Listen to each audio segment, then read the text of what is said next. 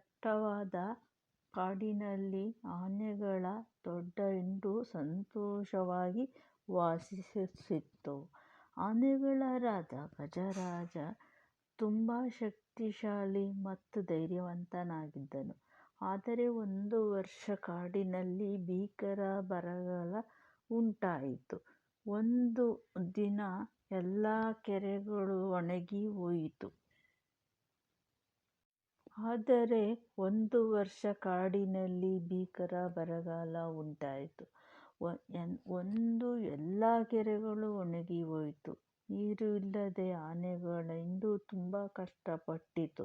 ಅದೇ ಕಾಡಿನಲ್ಲಿ ಒಂದು ಬುದ್ಧಿವಂತ ಮೊಲ ವಾಸಿಸುತ್ತಿತ್ತು. ಆನೆಗಳ ದುಃಖವನ್ನು ನೋಡಿ ಮೊಲ ಅವರ ಬಳಿಗೆ ಹೋಯಿತು. ನೀವು ಯಾಕೆ ಇಷ್ಟು ಚಿಂತಿತರಾಗಿದ್ದೀರಿ ಎಂದು ಕೇಳಿತು. ಗಜರಾಜ ಹೇಳಿದ, ನಮಗೆ ನೀರು ಸಿಗುತ್ತಿಲ್ಲ. ಮೊಲ ನಗುನಗುತ್ತಾ ಹೇಳಿತು, ಭಯಪಡಬೇಡಿ, ನಾನು ನಿಮಗೆ ಸಹಾಯ ಮಾಡುತ್ತೇನೆ. ಮೊಲ ತನ್ನ ಬುದ್ಧಿಯಿಂದ ಆನೆಗಳನ್ನು ರಕ್ಷಿಸಿತು. ಈ ಕಥೆ